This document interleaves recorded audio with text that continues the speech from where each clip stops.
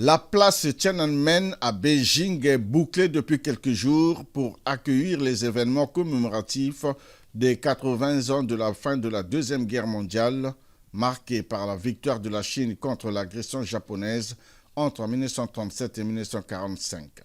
Seuls quelques touristes autorisés peuvent visiter le décor planté sur ce lieu mythique dans le cadre des préparatifs de cette commémoration.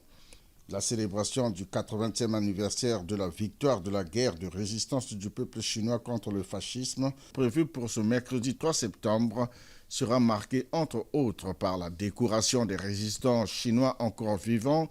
Une vingtaine de chefs d'État et de gouvernement du monde sont attendus dans la capitale chinoise pour assister à cet événement qui célèbre l'histoire de la bravoure du peuple chinois contre les forces hostiles, un hymne à la paix universelle.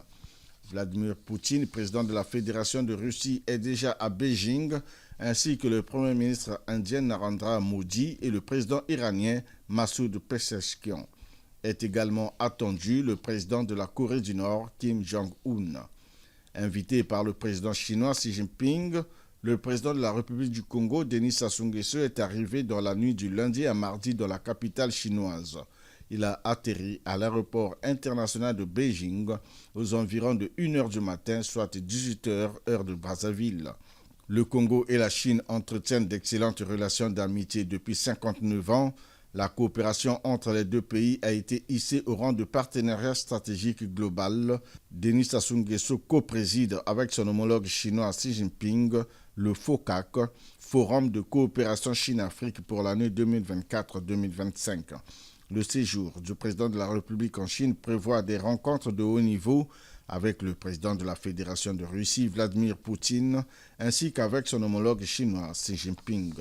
Le chef d'État, Denis Sassou Nguesso, se rendra ensuite à Shanghai, grand centre financier international, où il aura des rencontres avec des chefs d'entreprise et dirigeants de cette cité située sur la côte centrale de la Chine.